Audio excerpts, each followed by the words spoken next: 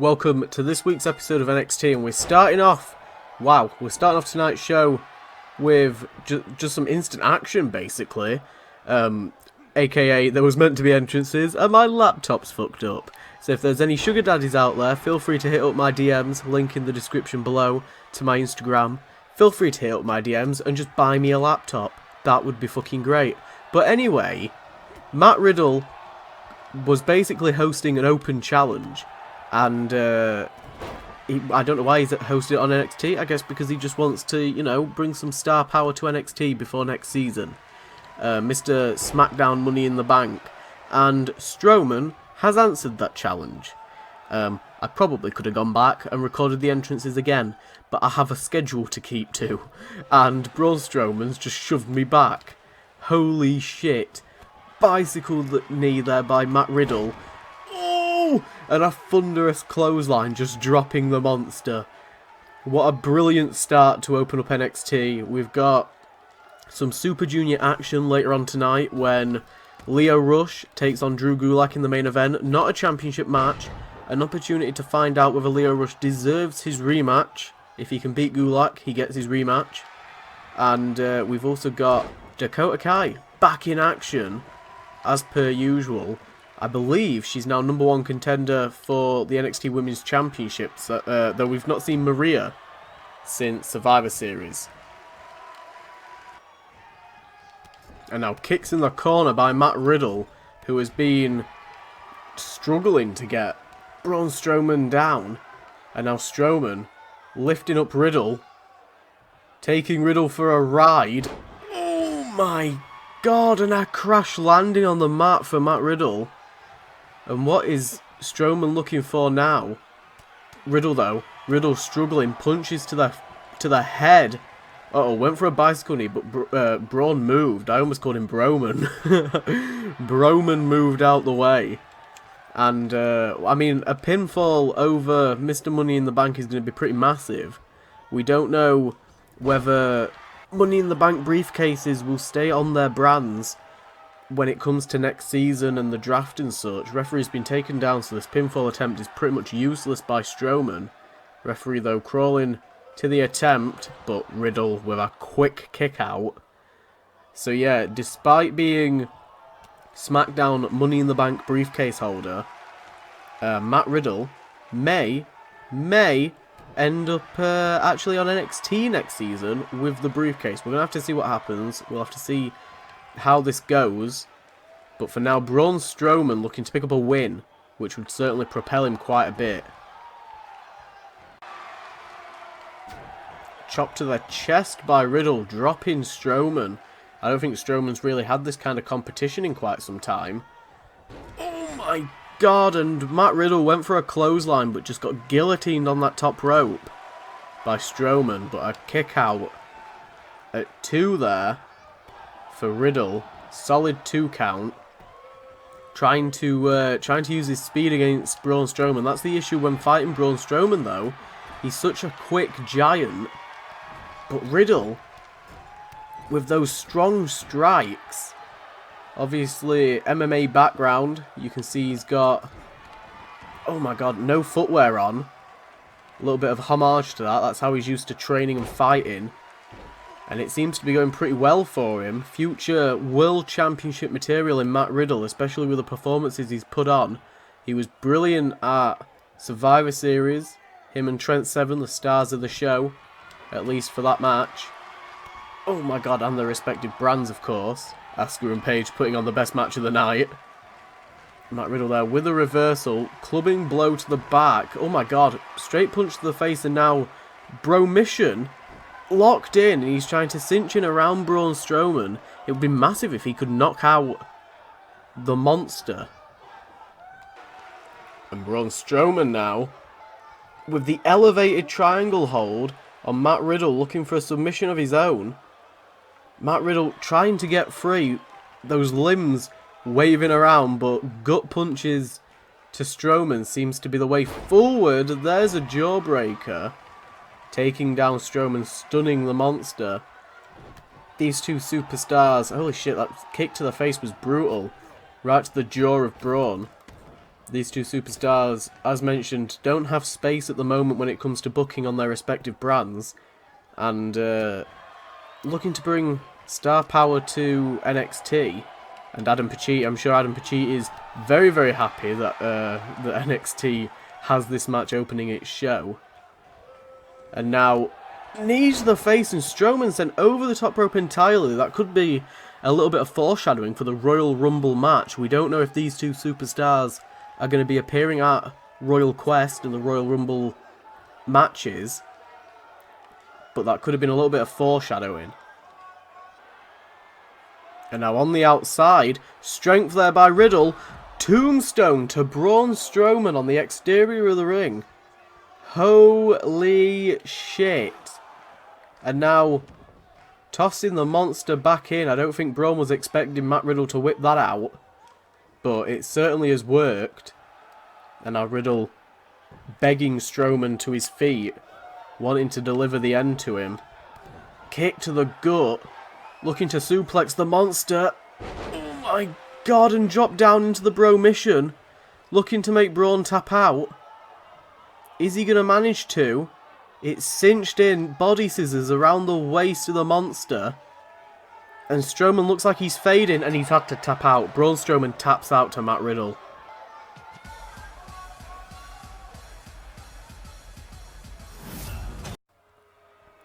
And now time for the main event, some Super Junior action.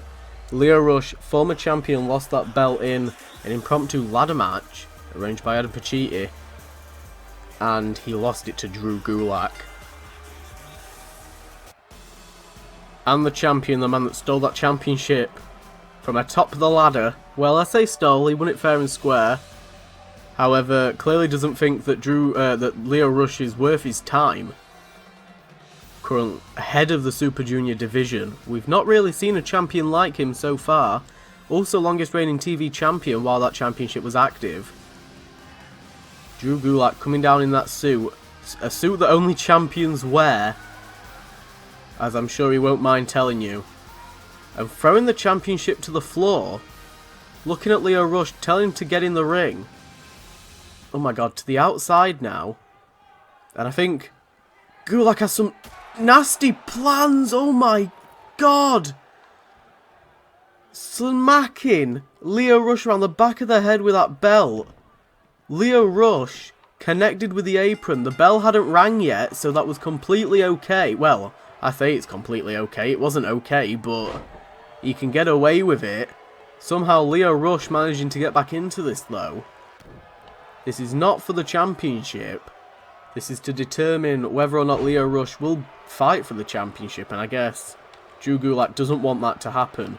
Lio Rush has been a very, very dominant, oh my god, Super Junior champion. Held it for quite some time, since just after SummerSlam, where he took the belt off of, I believe it was Mustafa Ali. One of the longest reigning Super Junior champions of the season. Oh my god, and he was looking to use his speed, but Drew Gulak using his smarts instead. Dropping Lio Rush on that top rope. But now Irish Whip. And now, again, Drew Gulak trying to wear down Lio Rush, trying to slow it down. There's a powerbomb, a jackknife variety. And now, looking at his prey. Drew Gulak known, oh my god, for dismantling opponents. There's 2 forearms it took to take down Lio Rush, and now he looks to be targeting the arm and the shoulder, with an arm breaker there by Gulak. We've heard quite a lot of people say something similar, but Drew Gulak has said that he wants to match Pete Dunne's reign length, or even beat it, by holding the Super Junior Championship for over a year. We heard Kevin Owens say something very, very similar about the United States Championship, and look where that got him. Lost the championship to Ciampa not too long afterwards. There's a Queen Suplex there with a bridging pin. Lio Rush barely managing to get out of it. Drew Gulak has been on fire since the beginning of this match, thanks to that assist at the start from the belt. Back body drop, just breaking down Lio Rush, making sure that he just does not return for a championship opportunity this season. The crowd fully behind Lio Rush as Rush, Dream DT paying homage to Velveteen Dream, dropping Gulak, and now a big disrespectful slap. Hurricanrana there. Obviously, Drew Gulak prefers a much more ground-based offense. Lio Rush now managing to get some offense in though.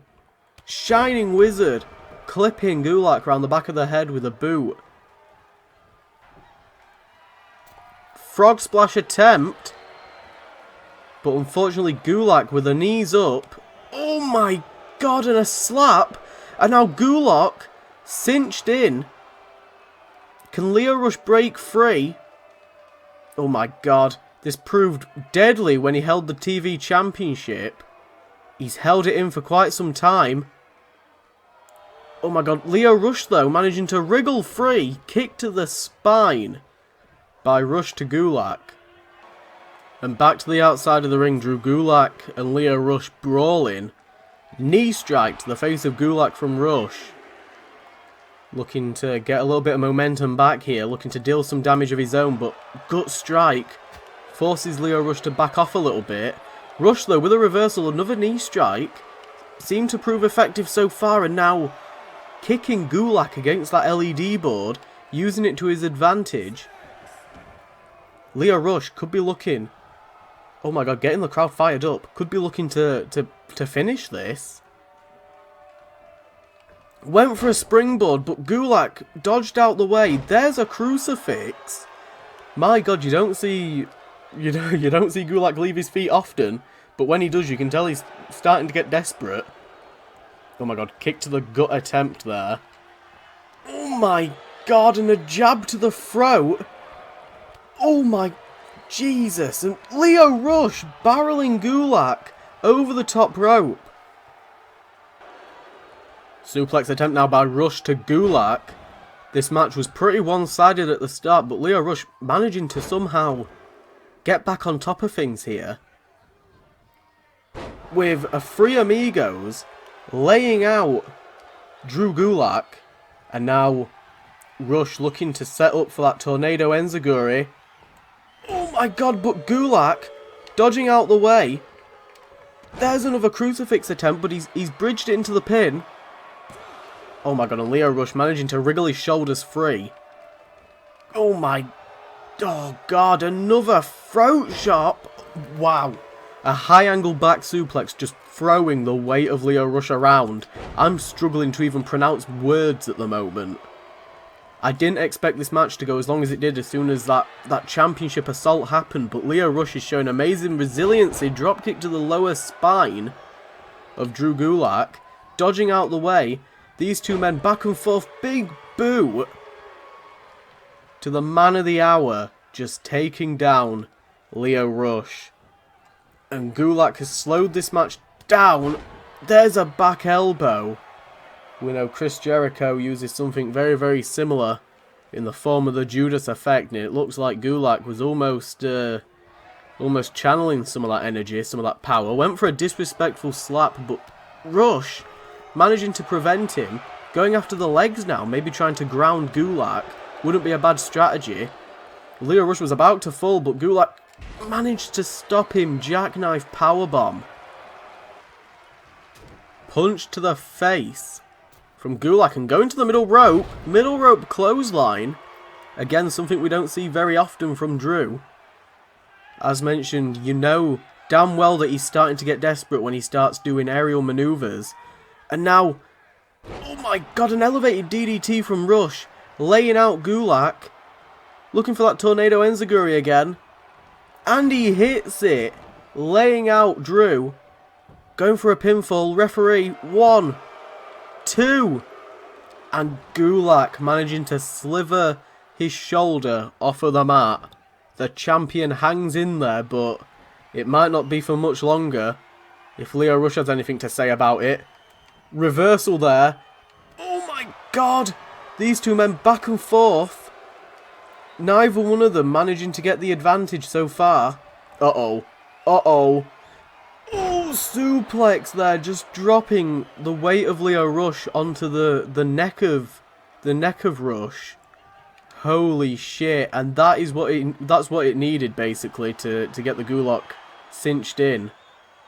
The damage on the neck, and it was enough to take Lio Rush out of the equation. Gulak needs a #1 contender. Moving on to some NXT Women's Division action. And we've got Lacey Evans from the Red brand. She struggled to get some momentum going. She's been okay this season. It's been a decent, strong season for Lacey Evans in terms of establishing her. And establishing basically her character and what she's like. And tonight, she gets to take on Dakota Kai. Dakota Kai currently undefeated when it comes to singles competition. Her only loss was at Survivor Series in the tag match. She lasted the longest, and that has put her in the good books of every single general manager. Cody Rhodes massively impressed, Paul Heyman massively impressed, and Adam Pacitti currently naming her #1 contender. That might change if she loses this match, but she's currently slated to face Maria Kanellis in the upcoming weeks for the championship. Dakota Kai had a few issues with Carmella and Naomi over the past few weeks. Last week and just before the Survivor Series pay-per-view. Oh my god, and they're capped in her kicks with a bro kick, taking down Lacey Evans, making sure Lacey doesn't get any momentum going. Dakota Kai sure has been on a roll. It's been pretty amazing how well Dakota Kai's been doing. And she hopes to keep that momentum going. It's going to be very, very interesting where she lands on the draft. Again, we're not going to be doing a draft video this year. Instead, the rosters will be posted. Pardon me. Pardon my français. But the drafts will be posted in the description of the first few episodes of the next season, so that if you want to find out who's on every brand, you can. They will probably also be posted on social media somewhere, which I'll notify you guys as we go along. But body splash attempt there in the corner, but Lacey Evans using her speed. This is by far the most established superstar that Dakota Kai has faced since her time on NXT. Lacey Evans, of course, tangled with the likes of Asuka, the likes of Natalya, even tangled with Maria Kanellis, where Maria was, well, I say tangled, she's just got experience of being with her when Maria Kanellis was head of Raw's Women's Division. And now mounted punches from Lacey Evans. Went for what looked like a women's right. Might not have been, but oh my god, Dakota Kai with the repeated kicks to the chest, taking down Evans. Kai looking to keep that momentum going, because she knows that if she loses this match, her chances could be squandered. We might have to have an actual #1 contenders match. So far, we've not had to. Dakota Kai's proven herself. Kick to the face of Lacey Evans. Dakota Kai now going to the top rope. Oh my god, a frog splash. Pin attempt. And Lacey Evans with a kick out at 2. We don't see many top rope maneuvers. And when we do, they are very, very nice. But a frog splash there by Dakota Kai. Went for another kick, but hit with a bicycle knee. A thunderous and quick, rapid knee to the face from Lacey Evans. And now taking advantage of the dazed Dakota Kai, slamming her head into the mat canvas there. Lacey Evans known for stealing a couple of wins in her time. She's tangled with the likes of Toni Storm. And if you remember, I believe it was a debut, she got herself disqualified by lamping Toni Storm with a bloody knuckle duster. So we know damn well she does not care about her win-loss ratio, more about her reputation. And now went for a forearm strike there, kick to the gut though by Kai. Oh my god! Her own version of an axe and smash used by Kyle O'Reilly. Kick to the gut, and Lacey Evans looks like she was begging Dakota Kai to stop. But I don't think Dakota Kai is going to fall for that anytime soon. And now Dakota getting the crowd all fired up. Kick to the gut. We know where this goes. Chiropractor. Pinfall attempt. 1, 2, 3, and the streak continues for Dakota Kai.